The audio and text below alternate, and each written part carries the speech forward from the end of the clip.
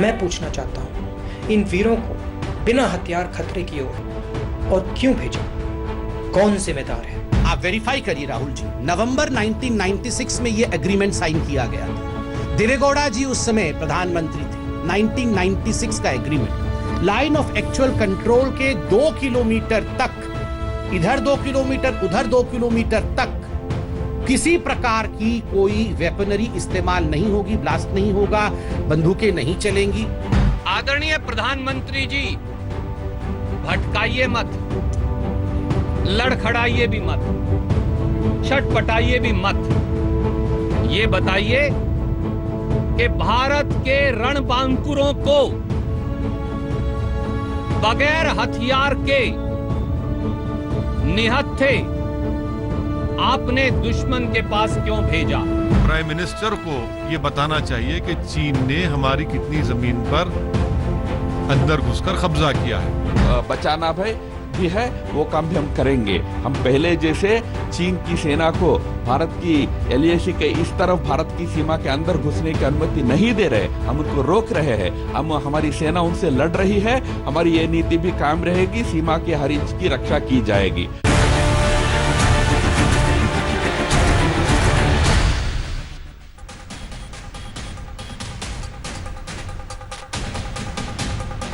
हल्ला बोल करेंगे राजनीति के स्तर पर, निहत्थों पर, राजनीति की हाथापाई पर। आप देख रहे हैं हल्ला बोल, आपके साथ मैं हूं अंजना ओम कश्यप। लेकिन बड़ी खबर के साथ शुरुआत कर रहे हैं। आपको बता दें, मेजर जनरल स्तर की जो बातचीत अभी तक चल रही थी, 6 घंटे के बाद वो बातचीत खत्म हुई है। ये बैठक खत्म हुई है और 6 घंटे तक ये बैठक नॉन स्टॉप चलती रही। गलवान में भारत का कोई भी जवान लापता नहीं है। सरहद पर भारत शांति के लिए प्रतिबद्ध है, ये एमईए की तरफ से कहा गया है। विवादों का हल बातचीत के जरिए हो, यह भी विदेश मंत्रालय की तरफ से कहा गया है। ये बैठक खत्म हुई है। धीरे धीरे क्या कुछ समझौते हुए हैं, क्या कोई करार हो पाया है, इन सब पर जानकारी हम आपको देंगे। लेकिन फिलहाल 6 घंटे तक चली ये बैठक खत्म हो गई है। गलवान घाटी में जो हुआ उस पर जोरदार सियासत शुरू हो गई है। अब कांग्रेस आरोप लगा रही है कि जवानों को बिना हथियार के खतरे के बीच आखिर क्यों भेजा गया और किसने भेजा। कांग्रेस के इस आरोप पर विदेश मंत्री ने जवाब दिया है कि वो निहत्थे नहीं थे। हां, ये जरूर है कि फेस ऑफ के वक्त हथियारों का इस्तेमाल नहीं किया जाता है और उन्होंने बाकायदा जिस करार के तहत ये समझौता भारत और चीन के बीच किया गया था उसका जिक्र सुना दिया कांग्रेस पार्टी को। ये रिपोर्ट फिर चर्चा की शुरुआत।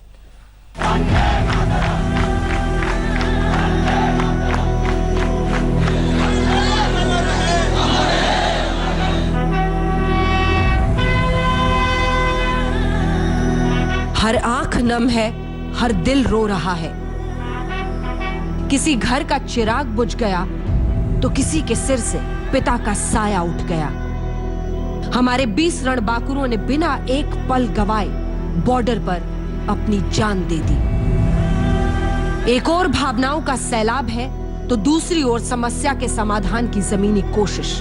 एलएसी पर तनाव खत्म करने के लिए भारत और चीन बार बार बातचीत की मेज पर जा रहे हैं। दोनों देशों के अधिकारियों की लगातार बैठकें हो रही हैं, लेकिन इन सब से बेपरवाह देश की सियासत सूरज के 7वें घोड़े पर सवार है। चीन ने हिंदुस्तान के शस्त्रहीन सैनिकों की हत्या करके एक बहुत बड़ा अपराध किया है।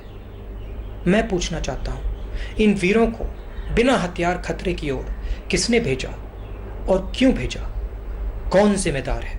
कुछ दिनों से, विगत 4-5 दिनों से देख रहे हैं जिस प्रकार की आपकी ट्वीट्स आती हैं, जिस प्रकार के भद्दे शब्दों का आप प्रयोग करते हैं हिंदुस्तान की प्रधानमंत्री के लिए, जिस प्रकार का अविश्वास आप हिंदुस्तान के प्रति दिखाते हैं, ये बहुत ही गैर जिम्मेदाराना है और ये बहुत ही दुखद है। राहुल के इस सवाल पर विदेश मंत्री एस जयशंकर ने भी जवाब दिया। हमें तथ्यों को जानना चाहिए। सीमा पर ड्यूटी के दौरान जवानों के पास हथियार हर वक्त मौजूद होते हैं, खासकर तब जब वो पोस्ट छोड़ते हैं। 15 जून को गलवान घाटी में भी जवानों ने ऐसा ही किया।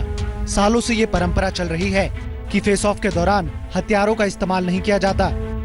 राहुल गांधी ने सवाल तो पूछ लिए कि सैनिकों को निहत्था क्यों भेजा, लेकिन वो ये भूल गए कि दोनों देशों के साथ अब तक जितने समझौते हुए सब में सीमा पर शांति की बात पर जोर दिया गया है। 1996 में हुए समझौते में यह साफ साफ लिखा गया है कि दोनों में से कोई भी पक्ष एक दूसरे के खिलाफ अपनी सैनिक क्षमता का इस्तेमाल नहीं करेगा।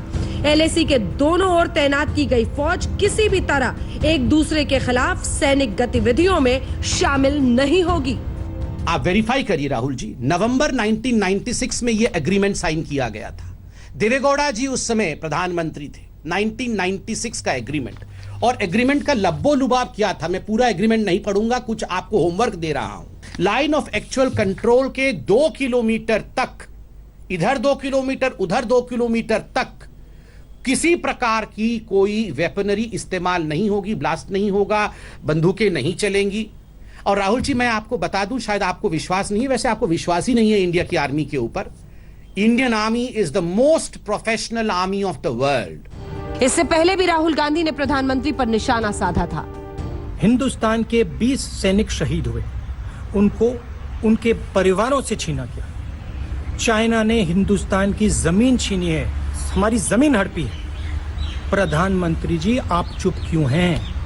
आप कहां छुप गए हैं? आप बाहर आइए। दिलचस्प ये है कि गलवान हिंसा पर मोदी सरकार से बार बार सवाल करने वाली कांग्रेस पार्टी ने चीन की सत्तारूढ़ कम्युनिस्ट पार्टी से 2008 में एक करार किया था, जिसके मुताबिक ये तय हुआ था कि किसी भी अहम द्विपक्षीय या अंतर्राष्ट्रीय मसले पर दोनों पार्टियां आपस में विचार विमर्श करेंगी। मतलब कांग्रेस और कम्युनिस्ट पार्टी ऑफ चाइना के बीच में बहुत सारे आदान प्रदान हो, उसके लिए एक MOU साइन किया गया 2008 में। मित्रों, MOU मेमोरेंडम ऑफ अंडरस्टैंडिंग आपने देशों के बीच में सुना होगा, मंत्रियों के बीच में होता है, ये सुना होगा। 2 पॉलिटिकल पार्टीज के बीच में ये कितनी बार सुना है, आप जरा बताएं। 2008 में UPA की सरकार थी और कांग्रेस सत्ता पक्ष में, लेकिन जब भूमिका बदली तो पार्टी का चेहरा भी बदल गया। अब विपक्ष वाले सवाल हैं और विपक्ष वाले आरोप हैं। वैसे सरकार के खिलाफ मोर्चा दूसरी विपक्षी पार्टियों ने भी खोल रखा है। हम वजीर आजम प्राइम मिनिस्टर से, मोदी से इस बात का मुतालबा करते हैं कि आप चीन को हटाइए हमारी जमीन से, आप अकाउंटेबिलिटी फिक्स करिए। ये सबसे अहम बात है। तीसरी बात यह है कि प्राइम मिनिस्टर को बताना चाहिए देश को, क्योंकि देश में आज हमारे इन 20 सिपाहियों की मौत के बाद बहुत गम और गुस्सा है। देश ये जानना चाह रहा है कि चीन ने आखिर कितनी हमारी जमीन पर कब्जा किया है। ये वक्त सियासत करने का नहीं है, बल्कि मिलकर चीनी समस्या के स्थायी समाधान निकालने का है। अगर सरकार से कोई सवाल है तो कल बढ़िया मौका है, जब प्रधानमंत्री ऑल पार्टी मीटिंग में हालात पर माथापच्ची करने वाले हैं। आज तक ब्यूरो। और इसी मुद्दे पर चर्चा की हम शुरुआत करेंगे। हमारे साथ सुधांशु त्रिवेदी जी, राष्ट्रीय प्रवक्ता भारतीय जनता पार्टी के जुड़ गए हैं। सुप्रिया श्रीनाथे, प्रवक्ता कांग्रेस पार्टी की हमारे साथ जुड़ गई हैं। हमारे साथ अशोक सजनहार साहब, फॉर्मर डिप्लोमैट, सीधा इस वक्त जुड़ रहे हैं। Lieutenant general Sanjay Kulkarni, retired सेवानिवृत्त, हमारे साथ चर्चा में जुड़ रहे हैं। सबसे पहले सुधांशु जी, आपके पास आती हुई, परिस्थिति जो है इस वक्त उसमें साफ है, आप कह रहे हैं 1996 के उस अग्रीमेंट को कोट कर रहे हैं, लेकिन मैंने लेफ्टिनेंट जनरल पनाग, लेकिन उससे पहले बड़ी खबर आ रही है सर, आपको टोक रही हूं, एक सेकंड में जवाब लूं। उससे पहले रूस और चीन के साथ बैठक में शामिल होगा भारत। 23 जून को वीडियो कॉन्फ्रेंसिंग के जरिए यह बैठक होगी और रूस और चीन, और उस बैठक में भारत भी शामिल होगा। विदेश मंत्री एस जयशंकर उस बैठक में शामिल होंगे।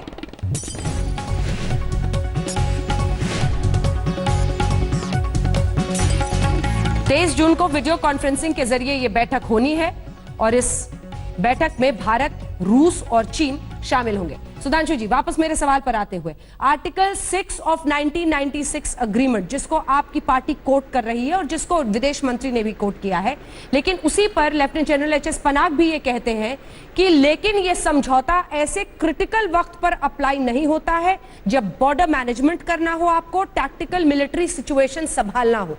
क्या जवाब होगा आपका?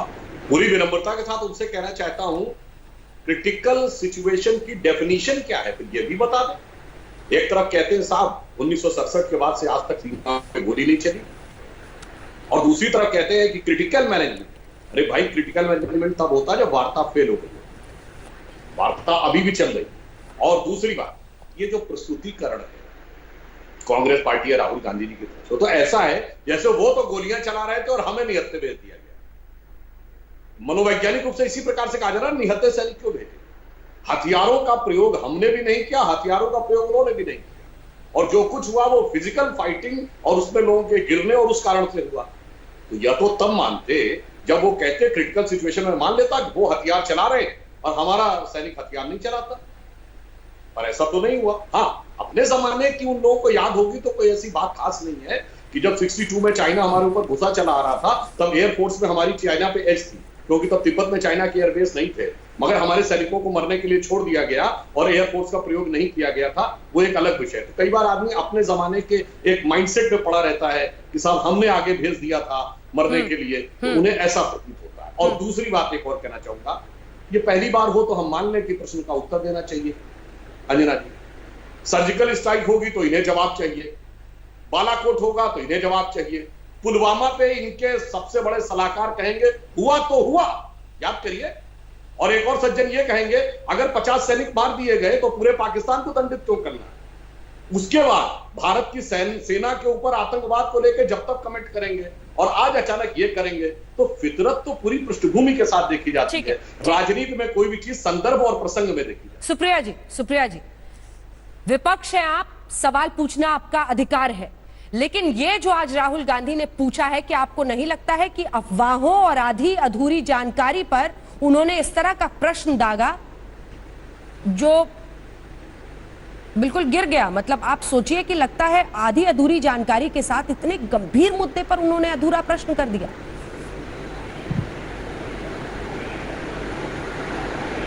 मुझे खेद है और दुर्भाग्य है कि आज मीडिया कह रहा है कि प्रश्न पूछना गिरना हो जाता है।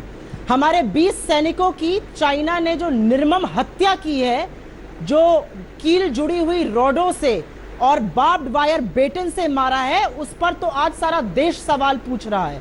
और 1996 के अग्रीमेंट का जो हवाला दिया जा रहा है, जिसका आपने थोड़ा सा अभी डिटेल बताया था, हर मेजर जनरल, हर आर्मी का ऑफिसर और मेरे घर के लोग आर्मी में, वो लोग पूछ रहे हैं कि ये शांति के दौरान अग्रीमेंट था, ये पेट्रोलिंग के दौरान का अग्रीमेंट होता है। जब वॉर लाइक सिचुएशन होती है, जब टेंशन होता है, जब इंट्रूजन होता है, जब घुसपैठ होता है, तब इस अग्रीमेंट का कोई मतलब नहीं होता है। और इस अग्रीमेंट के अंतर्गत भी ये कहीं नहीं कहा गया है कि आप वेपन कैरी नहीं कर सकते हैं। इस अग्रीमेंट के अंतर कहीं भी ये नहीं कहा गया है कि सैनिकों की जान पे जब खतरा बन जाता है तो आप वेपनरी नहीं चला सकते। इनफैक्ट उसमें आप फायर आर्म्स तक, गोलीबारी तक चला सकते हैं। इस अग्रीमेंट में कहीं पर आपके हाथ नहीं बांधे गए हैं। यह भी सच है कि 8 घंटे तक यह लड़ाई चली। 8 घंटे तक चीन ने बर्बरता से, कायरता से, क्रूरता से, और यह कोई सैन्य शक्ति का उन्होंने परिचय नहीं दिया। चीन ने अत्यंत घटिया और घिनौना काम किया, अत्यंत घटिया और घिनौना परिचय दिया, लेकिन हमारा बैकअप ट्रूप नहीं गया। और उसी पर general Panag, general Hooda, general VP Malik ने यह सवाल उठाया है कि क्यों बैकअप ट्रूप नहीं गया।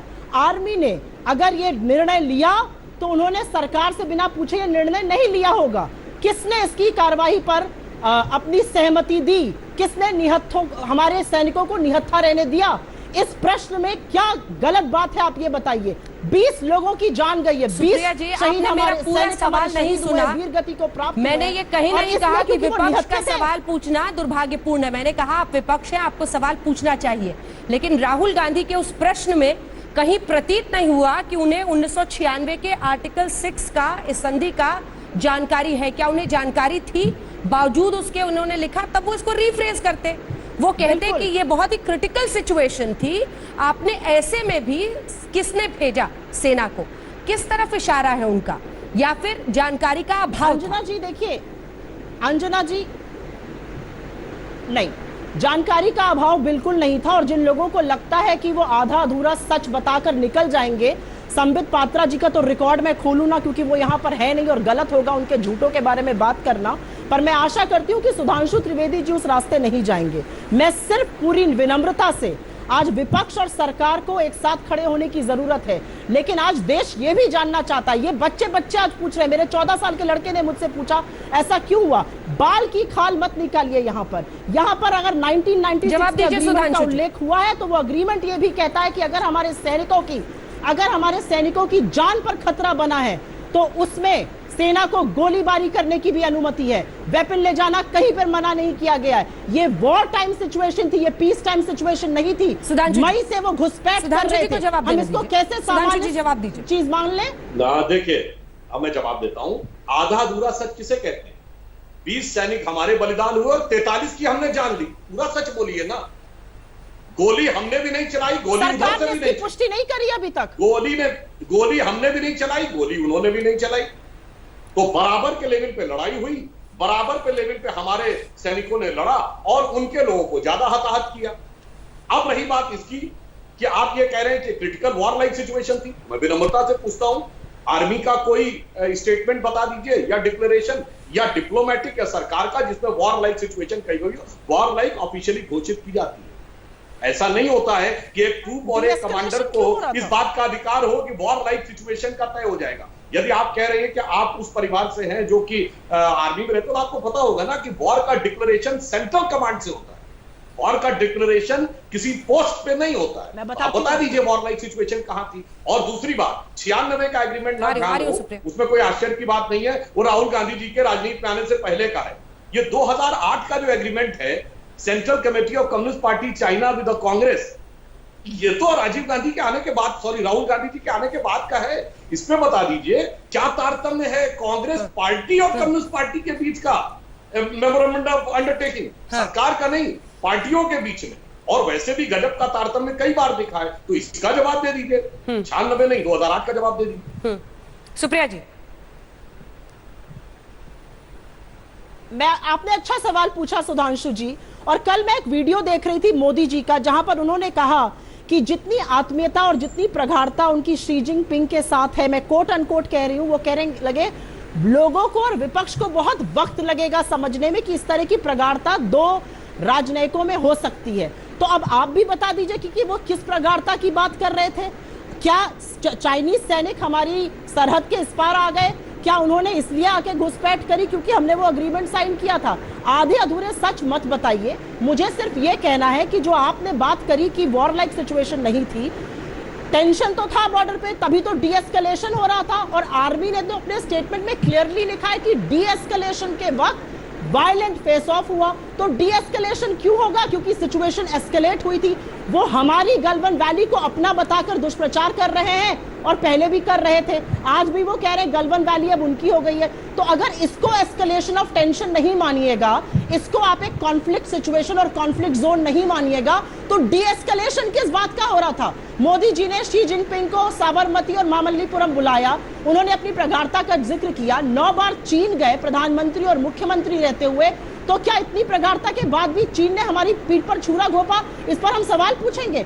आज हमें हिंदुस्तान को एक आवाज में चीन की भर्त्सना करनी होगी, उनकी कायरता, उनकी बर्बरता पर सवाल उठाना पड़ेगा और यह पूछना पड़ेगा कि हमारे लोगों के पास कॉन्फ्लिक्ट जोन में, इतनी टेंशन वाली जोन में वेपन्स क्यों नहीं थे? बैकअप 8 घंटे बाद भी क्यों नहीं पहुंचा? लेकिन सुधांशु जी, विदेश मंत्री ने तो ये जानकारी दी कि उनके पास हथियार था। मैं इसके बाद फौरन सर, आप कुलकर्णी सर आपके पास और सज्जनहार साहब फौरन आऊंगी, आखिरी कमेंट उनसे लेके। सुधांशु जी, विदेश मंत्री कह रहे हैं उनके पास हथियार था, कई घंटे थे, फिर क्या हुआ? ये लोग समझना चाह रहे हैं कि अगर हथियार थे और उधर से हमला हुआ, फिर क्या हुआ? क्या हुआ देश को पता है। 20 सैनिक हमारे वीरगति को प्राप्त हुए, 43 हमने उनके निपटाए। इसके बाद भी किसी को कोई संदेह है क्या? ये तो हमारे सैनिकों के शौर्य का, अदम्य परिचय अनुशासन का है कि हथियार होते हुए उन्होंने नियम का पूर्णता पालन करते हुए हथियार नहीं चलाए। और अगर आपको यह बात है तो अभी इन्होंने जो बात कही, फिर मैं फैक्ट की आधे अधूरे की बात कर देता हूं। गलवान घाटी पे चीन का बयान कल का है और यह घटना 3 दिन पहले की है। अगर गलवान घाटी के ऊपर उनका बयान पहले आया होता और वह प्रतिक्रिया हमारी हो गई होती, तब तो हमें बात मान लेते। अब दूसरा आधा अधूरा फैक्ट देख लीजिए। मोदी जी 9 बार गए, 4 बार चीफ मिनिस्टर के रूप में, 5 बार प्रधानमंत्री के रूप में। मैं फैक्ट बता देता हूं, द्विपक्षीय वार्ता के लिए सिर्फ 1 बार गए। अगर आसियान की मीटिंग, G20 की मीटिंग, शंघाई कॉर्पोरेशन की मीटिंग, इस डायलॉग में जाने को आप मान लेंगे तो हर वर्ष यूएन के सेशन में हर राष्ट्र का राष्ट्राध्यक्ष अमेरिका जाता है, तो अमेरिका के साथ द्विपक्षीय संबंध नहीं होते और गए तो आज हकीकत यह है कि जब जब चीन से लड़ाई हुई है तमाम लोग देश चीन के साथ खड़े थे। 62 में कितने देश हमारे साथ थे? आज चीन के साथ सिर्फ 2 अलायंस है, नॉर्थ कोरिया और पाकिस्तान। ये झूला झुलाने की बात करते हैं, आज चीन की हकीकत ये एक तरफ नॉर्थ कोरिया एक तरफ पाकिस्तान, बस उसी में झूला झूलते रहे। नहीं तो विनम्रता से पूछ देता हूं 4 या 5 हमारी किससे मित्रता है अपने नेबरहुड में? एक का नाम लीजिएगा जरा जी। लेकिन सुधांशु जी मैं सिर्फ सुधांशु जी आप कह रहे हैं वो अलग थलग पड़ गया है सिर्फ पाकिस्तान और कोरिया, लेकिन फिर भी इतनी हिमाकत तो वो दिखा रहा है ना। ये बात तो कह रहे हैं वो हिमाकत दिखा रहा है। हाँ। वो क्या सोच के कर रहा है? अंदरूनी हालात है, बाहरी हालात है, फ्रस्ट्रेशन है या एग्रेशन है या प्लान्ड है, ये एक अलग विचार का विषय। ठीक है, कुलकर्णी साहब मैं सिर्फ 2 देश उसके साथ है, नॉर्थ कोरिया और पाकिस्तान, बाकी तीसरा कोई अलाई नहीं। और पाकिस्तान तो उसका वैसे भी जरखरीद गुलाम है। अंजना जी मैं छोटी सी बात छोटी सी रखें, फिर मैं कुलकर्णी जी और सज्जनहार जी के पास। मैं एक सिर्फ छोटी सी बात रखना चाहती हूं। मुझे ऐसा लगता है क्योंकि हमारे 20 लोगों की शहादत हुई है और आज देश गम में है और शोक में डूबा हुआ है, जरूरी है कि सरकार आधिकारिक और औपचारिक तौर से बताए कि हमने चाइना के कितने घटिया सैनिकों को मारा, क्योंकि चाइना ने यह सैन्य शक्ति का परिचय नहीं दिया, उन्होंने बर्बरता और क्रूरता और नीचता दिखाई है। तो सरकार आधिकारिक तौर पे क्यों नहीं बता रही हमने कितनों को मारा? और एक छोटी सी बात जरूर कहूंगी, कहीं पर हमारी कूटनीति और डिप्लोमेसी के चलते आज हमारे नेबरहुड में हमारे मित्र कम बचे हैं। नेपाल के बारे में आप क्या कहेंगे? क्या वो चीन का उकसाया हुआ देश नहीं लग रहा है आज आपको? बांग्लादेश में चीन अपना सबमरीन, श्रीलंका में चीन अपना सबमरीन बनाने जा रहा है बेस, बांग्लादेश में हो रहा है। ये क्या हो रहा है हमारे नेबरहुड में? ठीक है सज्जनहार साहब ये क्या हो रहा है हमारे आस पड़ोस में? आ रही हूं, मैं आऊंगी सुधांशु जी, आपसे जवाब लूंगी जल्दी से। पहले राजनयिक के तौर पर सज्जनहार साहब क्या जो रिटेलर्स हैं, जो बड़ी दुकानें हैं, अगर आप मुझे इजाजत देंगे तो जो अभी बातचीत हो रही थी उसके बारे में मैं 2 शब्द कहना चाहूंगा, अगर आप मुझे इजाजत दें। जरूर सर। और उसके बाद मैं नेबरहुड के बारे में बताऊंगा। जी देखिए, मैं 2 चीज कहना चाहूंगा। एक तो जो ऑपोजिशन को सवाल पूछना है ठीक है, परंतु देखिए हर सवाल का अपना समय होता है। जब भारत देश नेशन हमारा जूझ रहा है चीन के साथ, अंदर आपका पेंडेमिक चल रहा है, आपके जितने भी हैं आपको उसको कंट्रोल करना है। आप ये वाले सवाल इंतजार कर सकते हैं। अभी प्रायोरिटी है जो आपके सामने चुनौतियां हैं आप उससे डील करें। और मेरे ख्याल से ये पूरा देश भी देख रहा है जो हमारी ऑपोजिशन कैसे बातें कर रही है और किस प्रकार का लहजा है, और ये मेरे विचार से उनके लिए ठीक नहीं होगा, ऑपोजिशन के लिए ठीक नहीं होगा। दूसरी बात अंजना जी मैं कहना चाहता हूं, देखिए जब ये 2008 की अग्रीमेंट साइन हुई थी बीजिंग में, मैं उस समय था एम्बेसडर कजाकिस्तान में, और हम ये जो आसपास चीजें होती हैं हम बड़ी अच्छी तरह देखते हैं। और उसमें जो चीन ने वहां पर ओलंपिक्स हुए थे, तब उन्होंने सोनिया जी को बुलाया था as president of the Congress party, और उनके बेटे को बुलाया था राहुल गांधी को, जो कि मेंबर है कांग्रेस पार्टी के। और बहुत देशों के प्रेसिडेंट जॉर्ज डब्ल्यू बुश को बुलाया, नूरसुल्तान नजरबायव को बुलाया, पुतिन को बुलाया, मेदवेदेव को बुलाया, भारत के प्रधानमंत्री को नहीं बुलाया गया। तो ये आप स्वयं सोचिए जो कितनी बड़ी बात है। और वहां पर जाकर शी जिनपिंग जो आज वहां के राष्ट्रपति हैं, वो उस समय उपराष्ट्रपति थे, और उन्होंने एक डिनर होस्ट किया था सोनिया जी के लिए और राहुल गांधी के लिए, और तब ये वाला दस्तखत हुआ था जो कम्युनिस्ट पार्टी। देखिए वहां की सरकार इतनी महत्वपूर्ण नहीं है चीन की, वहां की जो कम्युनिस्ट पार्टी है वो महत्वपूर्ण है, और जो ये उनकी सेना है PLA, वो उनकी सेना सरकार की सेना नहीं है, वो कम्युनिस्ट पार्टी की सेना है। उसका काम है कम्युनिस्ट पार्टी को अपनी पोजीशन में लगा कर रखना। तो देखिए ये वाली चीजें जो डॉक्टर जयशंकर ने कहा है बिल्कुल ठीक कहा है। 1996 में जो कांग्रेस के सपोर्ट से सरकार चल रही थी, उसने ये वाला प्रोविजन स्टैंडर्ड ऑपरेटिंग प्रोसीजर्स बनाए थे।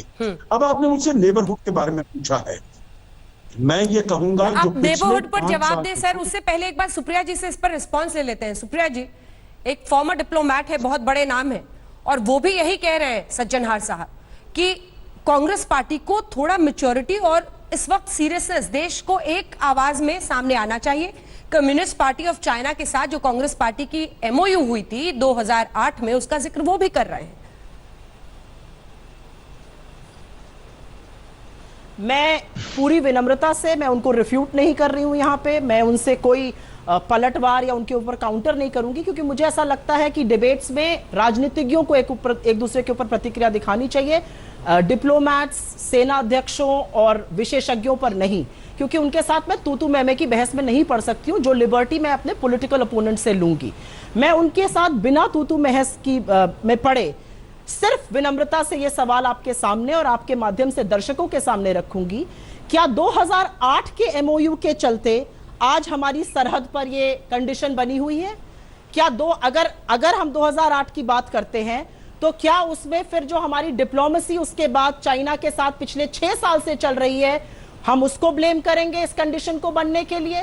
मतलब अगर आप इतिहास के पन्नों को पलटकर आज का प्रेडिक्शन करने लगेगा तो थोड़ा डिफिकल्ट हो जाएगा, क्योंकि पिछले 6 साल से तो डिप्लोमेसी की जो हेड है, जो डिप्लोमेसी को स्पीयर हेड किया है, वो प्रधानमंत्री जी ने किया है। प्रधानमंत्री जी ने चाइना को विश्वास में लेने की कोशिश की। एक जवाब वो दे दे, फिर मैं कुलकर्णी साहब के पास जाऊं। ठीक है, आपने जवाब दे दिया। सज्जन हार साहब कहेंगे कि चाइना ने क्यों छुरा घोपा? जी बिल्कुल।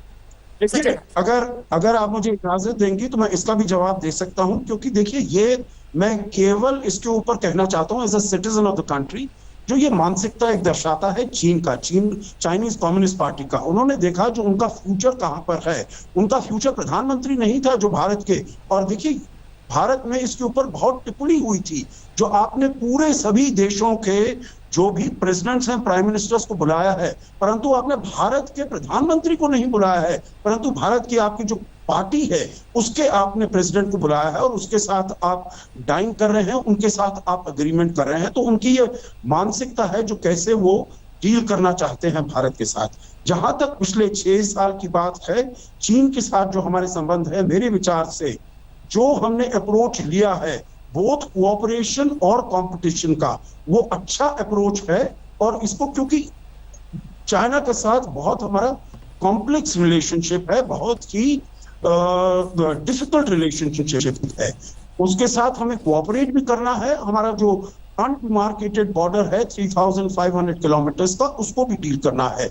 चाइना के साथ हमारा differential, economic differential, political differential, military differential वो बढ़ता जा रहा है। तो इसीलिए बहुत ही स्ट्रेटेजिक तरीके से, सामरिक तरीके से उसको डील करना मेरे ख्याल से ठीक तरीके से डील किया गया है। नेबरहुड की जहां तक आपने बात की है, मैं कहूं नेबरहुड पॉलिसी प्रधानमंत्री मोदी ने इसको शुरुआत की थी 26 मई 2014 को जब उनका इनॉग्रेशन हुआ था।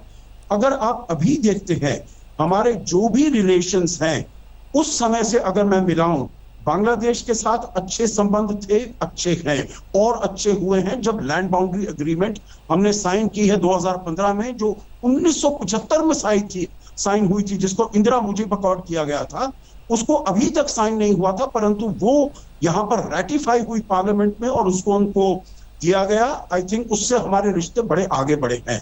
भूटान से डोकलाम में हम खड़े रहे हैं, हमारे संबंध आगे बढ़े हैं। श्रीलंका से संबंध और मजबूत हुए हैं। आपको मालूम होगा मालदीव्स में अब्दुल्ला यामीन की सरकार थी, अब इनकी इब्राहिम सोली की सरकार आई है, संबंध बहुत बेहतर है इससे पहले। अफगानिस्तान में, क्योंकि हम नेबरहुड की बात कर रहे हैं, हामिद करजाई उसी समय आए थे सितंबर 2014 में, आपको याद होगा उस समय उन्होंने भारत आते हुए, भारत 8वां देश था जो उन्होंने विजिट किया था, क्योंकि वो समझ रहे थे हम पाकिस्तान के साथ बात करेंगे, चीन के साथ बात करेंगे, सऊदी अरेबिया के साथ। अब भारत अफगानिस्तान का सबसे अहम मित्र है।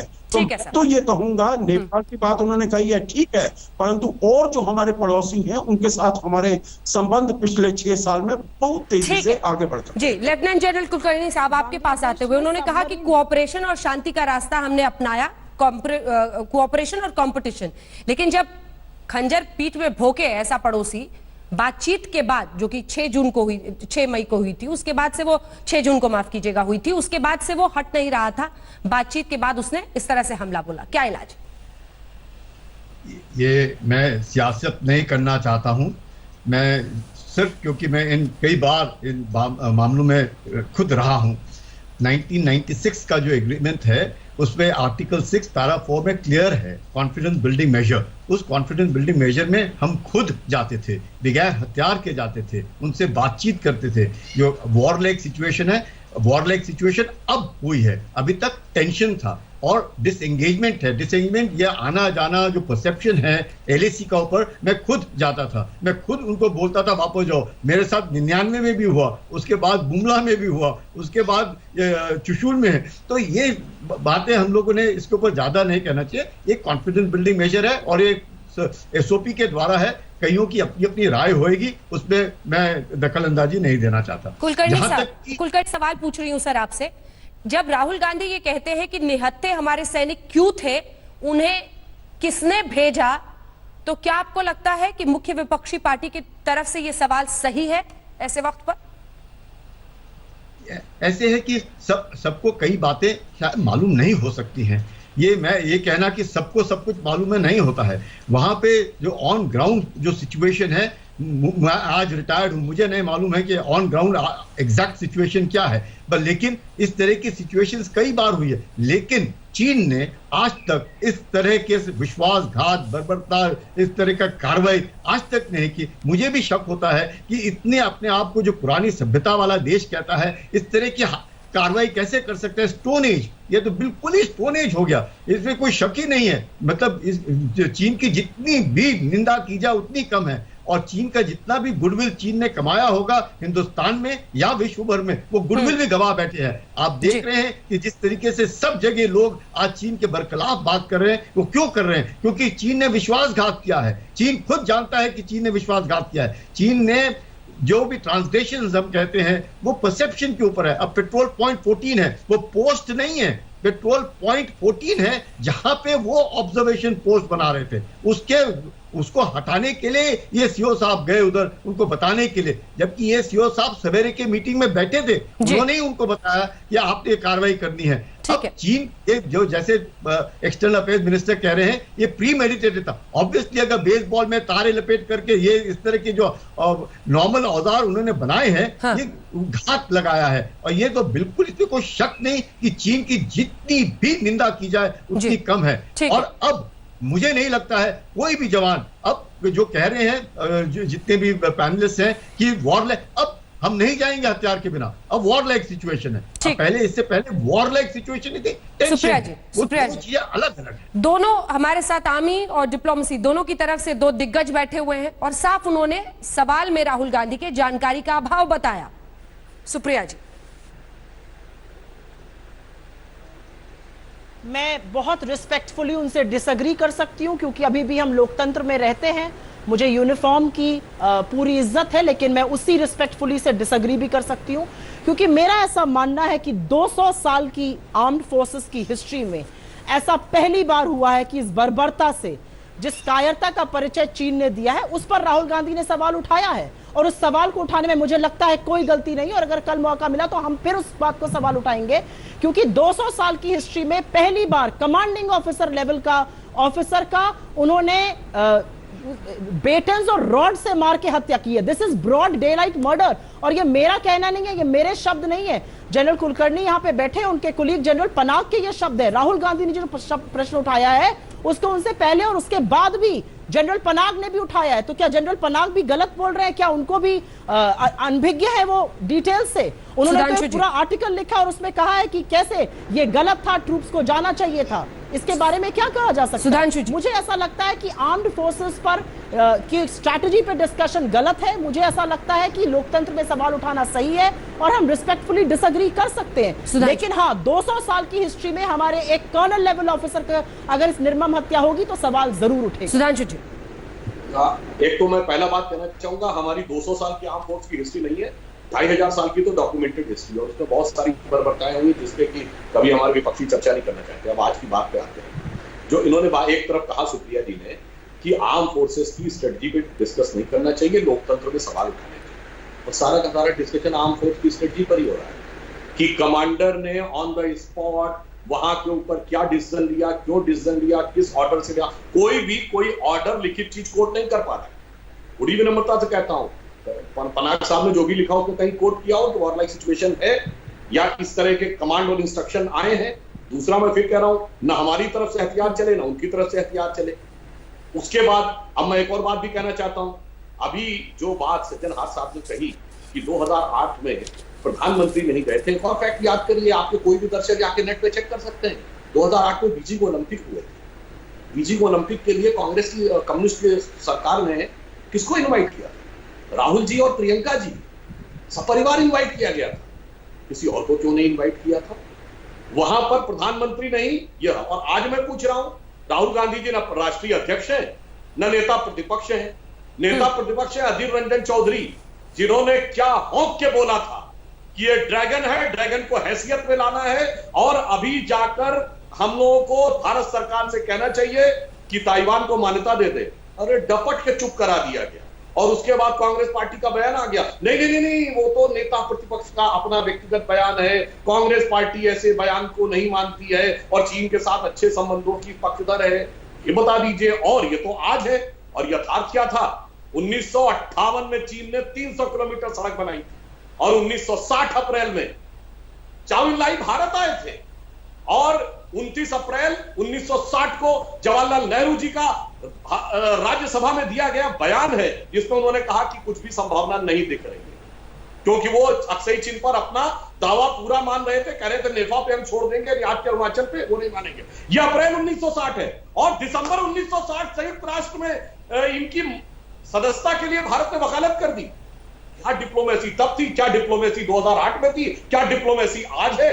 इसका उत्तर बता दे, और अपनी डिप्लोमेसी का मैं उत्तर दे रहा हूं। सुप्रिया जी, मैं एक वाक्य पूरा कर लूं। अंजना जी, हाँ, पूरा कर बोल रहे हैं। हमारी डिप्लोमेसी है कि मसूद अजहर को संयुक्त राष्ट्र में आतंकवादी मानना पड़ा। चीन न्यूक्लियर सप्लायर ग्रुप में हमारी एंट्री चीन नहीं रोक पाया, ये मोदी जी के रिजीम में। मिसाइल टेक्नोलॉजी कंट्रोल रिजीम में हम मेंबर बने और चाइना नहीं बनने पाया। 370 पर संयुक्त राष्ट्र संघ में वो कोई प्रस्ताव नहीं ला पाया। क्या हमारी डिप्लोमेसी है और ये उनकी डिप्लोमेसी है? और आज जैसे ही वॉर लाइक सिचुएशन आई है, तमाम इन्वेस्टमेंट और प्रोजेक्ट हमने कैंसिल करने शुरू किए। सुप्रिया जी, मैं सबसे पहले तो पॉइंट बाय पॉइंट रिबटल दूंगी। जो इन्होंने नेता प्रतिपक्ष की बात करी, उस समय जो उनका बयान आया था सरकार की तरफ से, यह था कि हमारा नेगोशिएशंस और हमारी पीस वार्ता चल रही है, हम डी एस्केलेट कर रहे हैं, इसलिए यह समझा गया था कि उस समय शांति बहाल करना ज्यादा जरूरी था। जबकि सरकार को 2.5 महीने से पूछा जा रहा था कि बॉर्डर पर क्या हो रहा है, सिचुएशन से अवगत कराइए। या तो सरकार ने चुप्पी साधी हुई थी, या मैसेज आता था कि ऑल इज वेल। अगर ऑल इज वेल था तो 2.5 महीने बाद इतना बड़ा वाकया कैसे हो गया? हमारे आकलन में इतनी बड़ी गलती, इतनी बड़ी जजमेंट ऑफ एरर कैसे हुआ चाइना के साथ? डिप्लोमेसी की बात करते हैं तो उसका जवाब यहां पर देना चाहिए। दूसरी बात कही गई कि चीन से कांग्रेस के बड़े अच्छे संबंध थे। चीन से तो आपके और आपके प्रधानमंत्री जी के भी बड़े अच्छे संबंध थे। भाई शी जिनपिंग तो उनके गांव जाना चाहते थे। उन्होंने बताया कि कैसे हुएनसांग मोदी जी के गांव गया, फिर वापस आके उनके गांव गया। ये मोदी जी ने खुद अपने बातों से, अपने मुंह से ये बात कही है, ये हमारी मैन्युफैक्चर नहीं है। ये वीडियो सब लोगों ने देख लिया है। तीसरी बात मैं कहना चाहती हूं, और बार बार आप 1962 की बात करते हैं, 1967 क्यों भूल जाते हैं? हमने घर में घुसकर चाइना को नहीं मारा था, जबकि ये घर में घुस के मारने का स्लोगन हमारा नहीं था, आपका था। हमने घर में घुस के चाइना को मारा और सिक्किम को देश में अनेक्स किया। 1971 में हमने पाकिस्तान के 2 टुकड़े किए, और उसके बाद आप बार बार 1962 की बात करते हैं। करिए आप बात, क्योंकि वो आपकी राजनीति को सूट करता है। और जहां तक यूएन में चाइना की बात है, तो मैं आपसे सवाल पूछना चाहती हूं, और आपके माध्यम से देश ये जानना चाहता है कि जिस चाइना को हम बार बार एजेंडा लेस मीटिंग्स के लिए इंडिया में होस्ट करते थे, 2 बार शी जिनपिंग इंडिया आए, उन मीटिंग्स का अनप्रेसिडेंटेड है कि कोई एजेंडा नहीं था, it was an agenda less meeting. हम उनको बार बार होस्ट करते थे। वो यूएन में पाकिस्तान के साथ खड़ा रहता है चीन, वो 370 पे हमारे खिलाफ सवाल उठाता है यूएन में जाकर चीन। तो हमारे अंदरूनी मामलों में चीन का बार बार दखल अंदाजी रहती है। और सबसे बड़ी बात तो अंजना जी, और इस सवाल का जवाब तो सिर्फ भाजपा और सिर्फ सरकार दे सकती है, क्योंकि मुझे थोड़ी बहुत आर्थिक मामलों की समझ है। 2014 से लेकर 2019 तक 5 साल में जो चाइना के इंपोर्ट थे, वो पर पर्सन 3,000 रुपए से बढ़कर 6,000 रुपए हो गए। चाइना पे हमारी इकोनॉमिक डिपेंडेंस बढ़ती ही गई। हमारे 30 में से 18 स्टार्टअप्स में चाइना का पैसा है। हमारे 5 बड़े मोबाइल मेकर्स में से 4 चाइनीज हैं। हमारे यहाँ चाइना का इंपोर्ट लगातार बढ़ता जा रहा है। उसके बारे में क्या बोलेंगे आप? जवाब दीजिए सुधांशु जी। डिपेंडेंस बढ़ा रहे हो, आप डिप्लोमेसी की बात करते हैं यहाँ पर। क्या वो पर्सनल केमिस्ट्री जो शी जिनपिंग और प्रधानमंत्री के बीच में बताई जा रही थी, क्या वो फेल हुई? सीधा सवाल। वो एक यथार्थ, पता नहीं सुप्रिया जी को इस विषय में जानकारी है कि नहीं कि वेनसांग कौन था।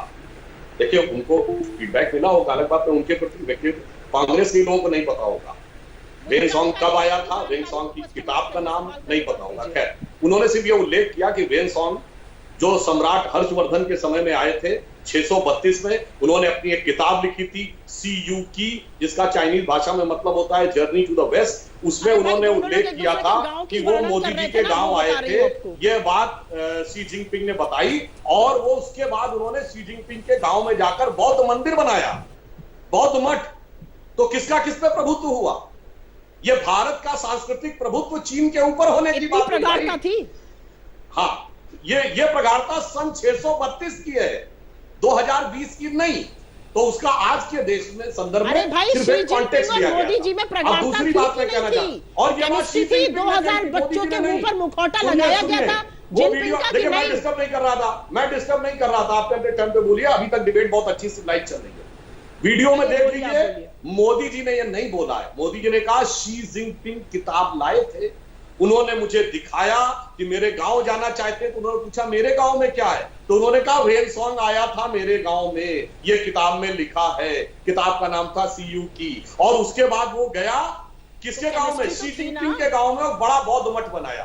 तो ये सब कुछ शी जिनपिंग ने कहा था, मोदी जी ने तो नहीं कहा था। तो ये प्रगाढ़ता का विषय उनकी तरफ से है। दूसरी बात, मैंने तो 62 का जिक्र कहां किया सुप्रिया जी, मैंने तो 58 और 1960 का जिक्र किया। 1960 के नेहरू जी के बयान का, और दिसंबर 1960 में नेहरू जी के संयुक्त राष्ट्र संघ में बयान का। और विचित्र विदेश नीति थी कि दलाई लामा भी हमारे थे और चाउ इन लाई भी हमारे थे। ऐसी विचित्र नीति तो खैर हमने आज तक नहीं देखी। अब अगर हम आज की बात पे आ जाएं, तो हमने जो बात कही कि कांग्रेस पार्टी का एग्रीमेंट, तो आप कह दीजिए कोई एग्रीमेंट नहीं है। और अगर कांग्रेस पार्टी दूसरे देश की पार्टियों से एग्रीमेंट करती है, तो कितने देशों की कौन सी पार्टी? हम मान सकते हैं पार्टी टू पार्टी रिलेशनशिप होता है, तो बता दें कितने देशों की कौन सी पार्टियों से है। सुप्रिया जी, आपको आकलन करने में ऑन द ग्राउंड सिचुएशन में दिक्कत और गलती हुई कि नहीं हुई, वो तो आज स्वीकार्य है। आप डिनायल में ही रहेंगे। हर आर्मी चीफ का कहना है कि डिनायल के चलते बहुत बड़ा खामियाजा भुगतना पड़ा है। अभी आप डिनायल में ही रहेंगे, अभी आप वेनसांग की बात करेंगे और मुझे पाठ पढ़ाएंगे राजा हर्षवर्धन के रेन का।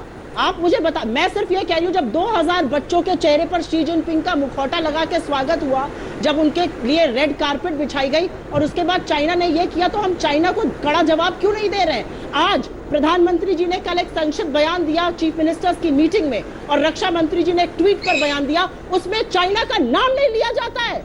क्यों नहीं चाइना का नाम लेकर आज बयान आ रहा है रक्षा मंत्री से और प्रधानमंत्री जी से? क्यों नहीं चीन का नाम लेकर उसका उल्लेख किया जाता है कि चीन ने कितनी कायरता, कितनी बर्बरता, कितनी क्रूरता दिखाई है हमारे सैनिकों को मारकर? उनका नाम लेने से हम क्यों हिचकिचा रहे हैं? क्यों नहीं? अभी आपने देखा, ब्रेक के लिए रुकना पड़ रहा है, सब ब्रेक के लिए रुकना पड़ रहा है, इसका जवाब दीजिएगा। उनका आरोप है कि सीधे चीन का नाम लेकर अब बात क्यों नहीं, जब इतनी बर्बरता से हमारे सैनिकों को मारा है। ब्रेक के बाद लौट। नमस्कार, मैं हूं अंजना ओम कश्यप। हमें उम्मीद है ये वीडियो आपको पसंद आया होगा। लेटेस्ट खबरों के लिए यूं ही देखते रहिए आज तक, और इस वीडियो के पसंद आने पर लाइक, शेयर एंड सब्सक्राइब करना ना भूलें।